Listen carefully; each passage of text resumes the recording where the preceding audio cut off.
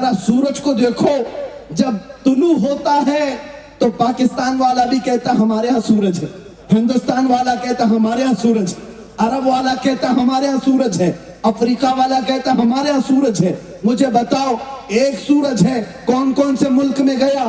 سارے لوگ کہتے نہیں، سب سچ کہہ رہے ہیں، اس لیے کہ ایک سورج نکلتا ہے، ہر گھر میں روشنی دیتا ہے۔ اب سنو، جب یہ سورج نکل کر کے پوری دنیا میں اپنی کرنیں بکھیر سکتا ہے تو تمہیں پتہ نہیں یہ سورج بنایا کیسے گیا ہے؟ یہ میرے مصطفیٰ کے قدموں کے ناخنوں کی کترن سے سورج اور تارے بنائے گئے، چاند اور سورج بنائے گئے، اور جب مصطفیٰ کے قدموں کی کترن سے سورج پوری دنیا کو اجالا کر سکتا ہے تو وہ ذات رسول ہر قبر کو کیسے نہیں اجالا کر سکتا؟ سبحان اللہ، سبحان اللہ۔ ہاں میرے عزیزوں، مصطفیٰ کریم کے بارے میں یہ عقیدہ رکھنا، وہ حاضر بھی ہیں ناظر بھی ہیں۔ ہمارا عقیدہ ہے کہ نہیں ہے؟ رسول اللہ حاضر بھی ہیں ناظر بھی ہیں، اور یہی عقیدہ لے کر کے اٹھنا، یا رسول اللہ سنا ہے آپ ہر عاشق کے گھر تشریف لاتے ہیں، یا رسول اللہ سنا ہے آپ ہر عاشق کے گھر تشریف لاتے ہیں، میرے گھر میں بھی ہو جائے چراغاں یا رسول اللہ، میرے دل میں بھی ہو جائے چراغاں یا رسول اللہ۔ اٹھو قوت عشق سے ہر پست کو بالا کر دے، دہر میں نام محمد سے اجالا کر دے، کی محمد سے وفا تو نے تو ہم تیرے ہیں، یہ جہاں چیز ہے کیا لوح و قلم تیرے ہیں۔ ایک عیسائی مبلغ یہ کہتا ہوا پھر رہا تھا لوگوں میں کہ ہمارے نبی عیسیٰ علیہ السلام افضل ہیں۔ اس سے لوگوں نے پوچھا کیوں؟ وہ کہتا ہے اس لیے کہ ہمارے نبی عیسیٰ مردوں کو زندہ کرتے تھے، اور یہ بات قرآن میں آئی ہے، عیسیٰ علیہ السلام مردوں کو زندہ کرتے تھے، لیکن پورے قرآن میں محمد صلی اللہ علیہ وسلم مردوں کو زندہ کرتے تھے ایسی کئی بات نہیں آئی، پورے قرآن میں ایسا لکھا ہوا نہیں ہے۔ وہ سب کو گمراہ کرتے ہوئے پھر رہا تھا عیسائی۔ جب حضرت غوث پاک سیدنا شیخ عبد القادر جیلانی رضی اللہ تعالیٰ عنہ تک یہ بات پہنچی، آپ نے اس کو بلوایا، اس عیسائی مبلغ کو کہا کیا ہے تیرا مدعا؟ اس نے کہا میرے نبی عیسیٰ افضل ہے محمد سے، اس لیے کہ میرے نبی عیسیٰ مردوں کو زندہ کرتے تھے۔ غوث پاک نے کہا اچھا تیرے نبی مردوں کو زندہ کرتے تھے اس لیے افضل ہیں، چل عبد القادر قبرستان میں چلتا ہے، تو جس قبر پر ہاتھ رکھے گا میں زندہ کر کے دکھاؤں گا، میں زندہ کر کے دکھاؤں گا۔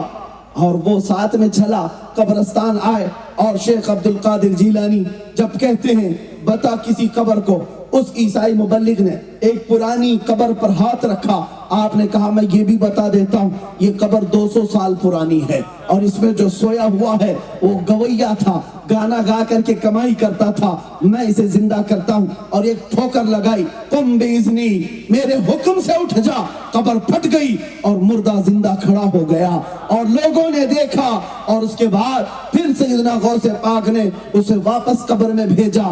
یہ مردوں کو زندہ کرنے والی کرامت اللہ نے شیخ عبد القادر جیلانی کو عطا کی، لیکن یہ صرف لوگوں میں اپنا انفلوئنس بڑھانے کے لیے نہیں، لوگوں میں اپنی طاقت دکھانے کے لیے نہیں، لوگوں میں اپنی برتری بتانے کے لیے نہیں، بلکہ غوث پاک نے اگر یہ کرامت دکھائی تھی تو عظمت رسول بتانے کے لیے عیسائی مبلغ سے کہا تو کہتا ہے عیسیٰ علیہ السلام مردوں کو زندہ کرتے تھے اس لیے وہ افضل ہے، دیکھ تیرے سامنے شیخ عبد القادر نے خود مردے کو زندہ کر کے دکھایا، تو پہچان لے۔ جب اس امت کے عبد القادر کا یہ حال ہے تو عبد القادر کے آقا کا حال کیا ہوگا؟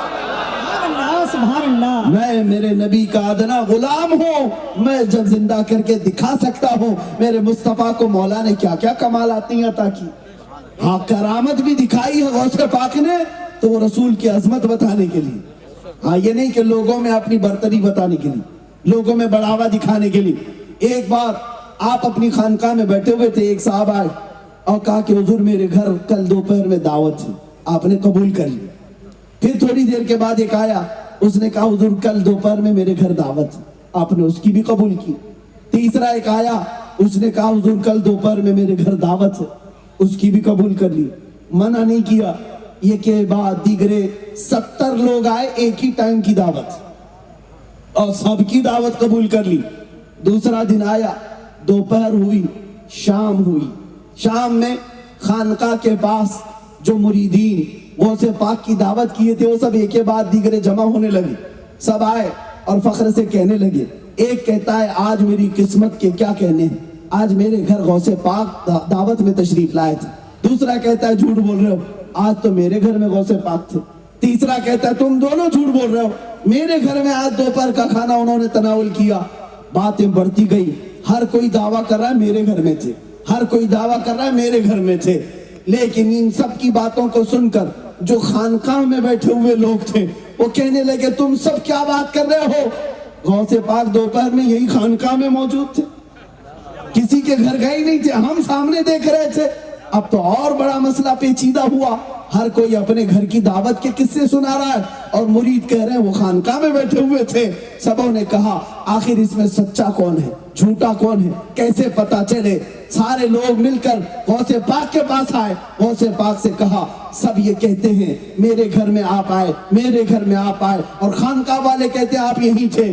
آپ نے آنکھیں بند کی اور اس کے بعد آنکھیں کھولی اور کہا اے لوگوں یہ جو کہہ رہے ہیں سب سچ کہہ رہے ہیں, ہر ایک کے گھر میں گیا اور کھانا بھی کھایا, اور خانقاہ کے جو مرید کہہ رہے ہیں وہ بھی سچ کہہ رہے ہیں, یہاں پر بھی میں بیٹھا رہا. لوگوں نے پوچھا ایسا کیسے ہو سکتا ہے؟ غوث پاک نے فرمایا اللہ رب العزت نے عبد القادر کو یہ قدرت عطا کی ہے کہ وہ بیک وقت 70 نہیں 70,000 گھروں میں جا سکتا ہے. اور پھر بتایا جب امت کے عبد القادر کی اتنی طاقت ہے کہ ایک وقت میں 70 گھروں میں جا سکتا ہے, امت کے آقا رسول کائنات کی قسمت اور ان کی طاقت کا حال کیا ہوگا؟